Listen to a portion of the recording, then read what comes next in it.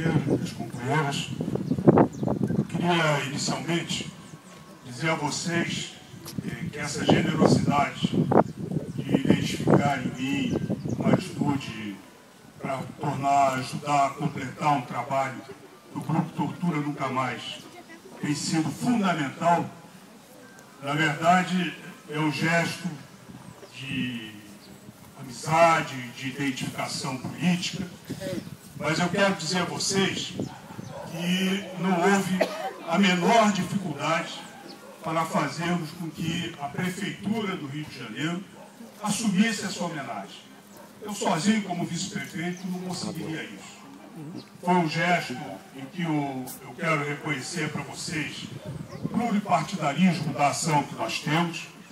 O nosso prefeito lá, o Eduardo Paes, muito mais jovem, não viveu essa época, mas não hesitou em fazer com que a Prefeitura assumisse essa responsabilidade.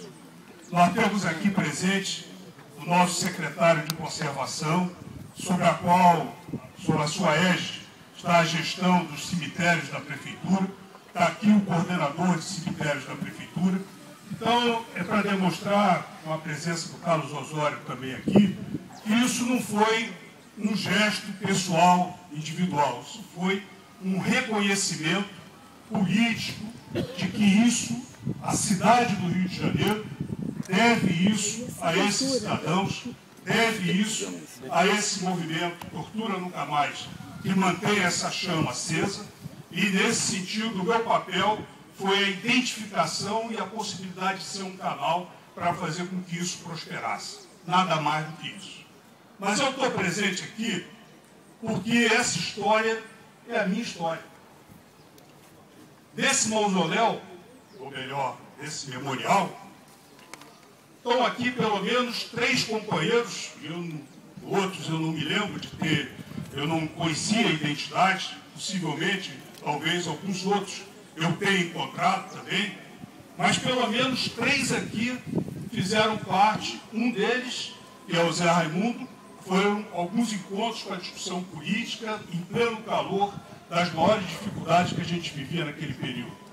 Mas 2 foram companheiros do dia a dia. O Mário Prata era meu companheiro de escola de engenharia.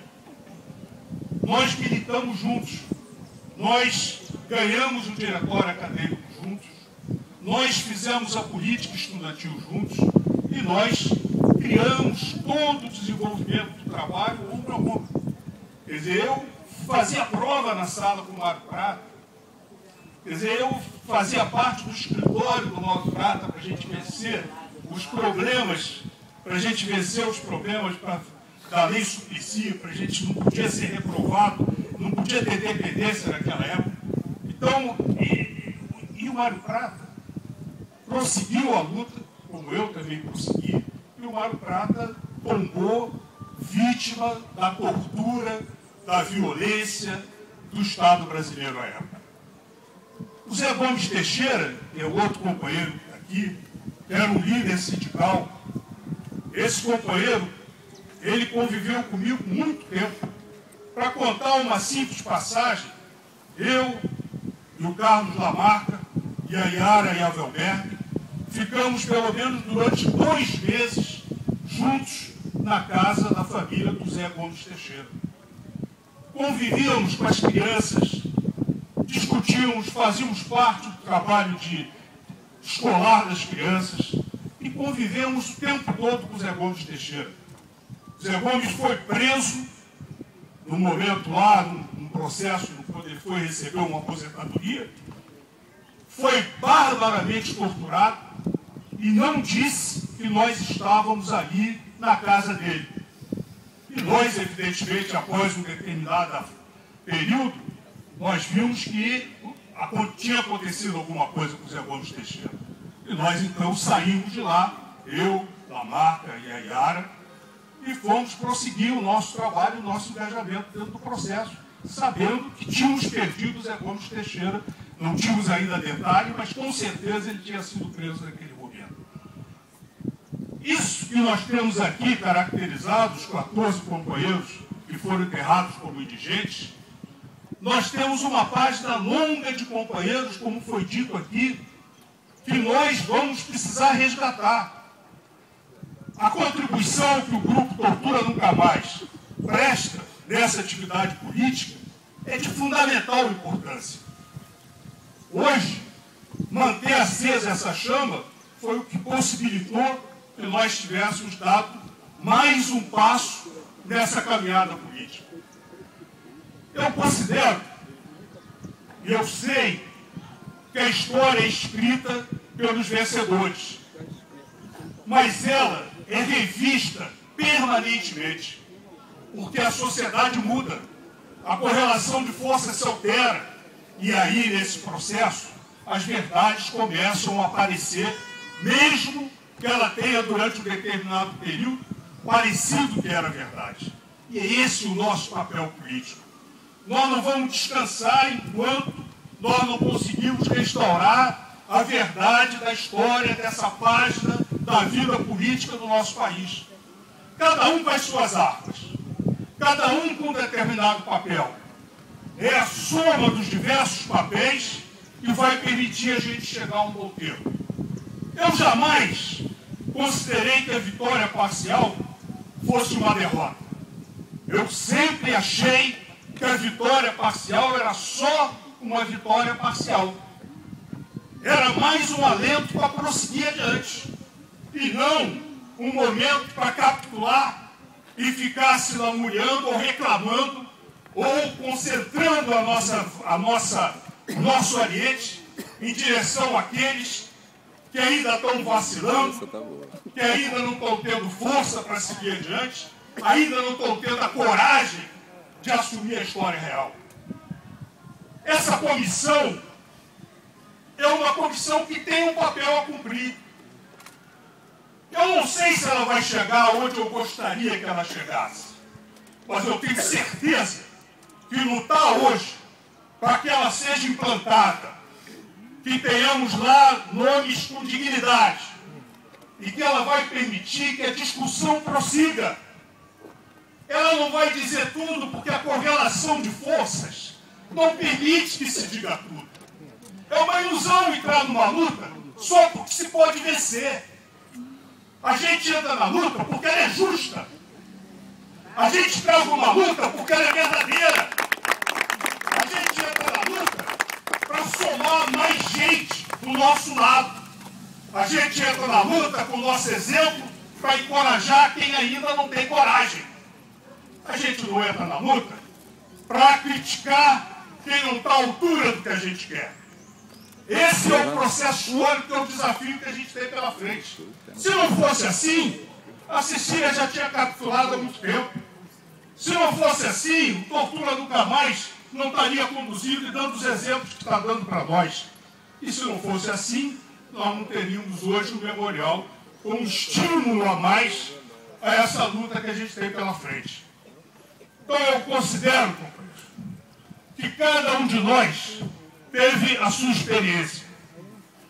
Eu, por exemplo, tive a oportunidade de travar essa luta desde que eu era moleque, quando eu fui presidente do Grêmio do Colégio Pedro II. Está aqui o meu companheiro, o nosso deputado federal, que foi meu companheiro tanto no Pedro II, quanto na Escola de Engenharia. Depois, por tarefa política, foi para a psicologia, porque era assim que a gente tocava e conduzia o nosso processo político. Eu vivi a clandestinidade muitas vezes. E vivi a clandestinidade com cartaz procurando por mim. Eu vivi a clandestinidade com a polícia achando que eu era o cara que tinha que ser eliminado naquele período. Mas isso não me torna e nem me tornou diferente dos outros.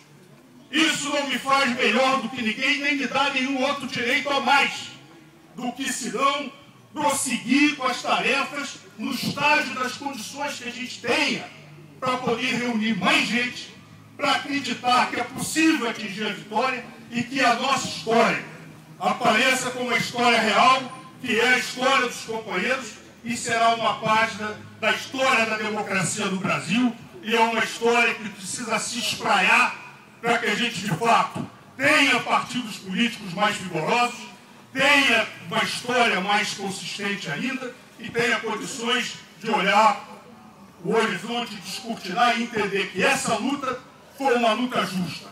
Aqueles que nós não temos que contar a história de nossos erros. Isso é uma bobagem. O processo político ele é revisto a cada momento. A cada fase histórica ele é analisado e a correlação muda. Dizer que nós não lutávamos pela democracia, e sim, lutávamos para implantar a ditadura do proletariado. Ora bolas, nós sabíamos que para qualquer processo político adiante, a nossa unidade se dava na luta contra a ditadura e contra o Estado totalitário. O fato de cada um de nós ter esperanças mais adiante, acreditar teoricamente num novo desenvolvimento socioeconômico, num outro padrão que integre verdadeiramente os pobres, os oprimidos, os que realmente trabalham no dia a dia, isso é um processo que hoje mesmo cada um de nós, no seu respectivo lugar, está refletindo e analisando como é, se é e como a gente vai seguir adiante. Mas uma coisa é certa, a gente sabe que nós que participamos daquilo tudo, podemos olhar para frente com total dignidade. E nós temos certeza de que aqueles que torturaram e mataram esses companheiros ficam pelos cantos, pelas beiradas, e é por isso que eles não têm como defender nenhum dos pontos de vista da sua inserção na história daquela época. Isso é o que nos dá a diferença. Eles estão no lixo da história.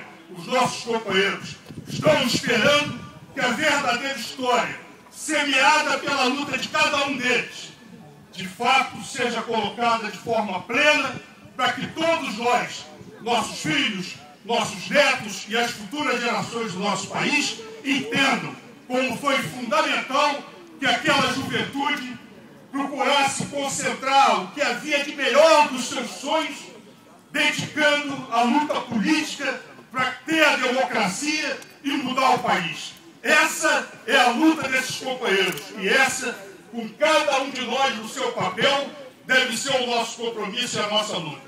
Parabéns, Cecília, parabéns aos companheiros do Tortura Nunca Mais, parabéns aos familiares que vieram aqui manter acesa a chama individual da bandeira de cada um desses companheiros, e eu tenho certeza que todos nós que estamos aqui estamos comprometidos em prosseguir com essa bandeira para que, de fato, a verdade tremule, os porões da ditadura sejam abertos e as informações, as verdades sejam colocadas à luz para que a gente, de fato, possa ter a condensação da história e a consolidação. Só assim se consolida uma democracia no país. Muito obrigado. Parabéns.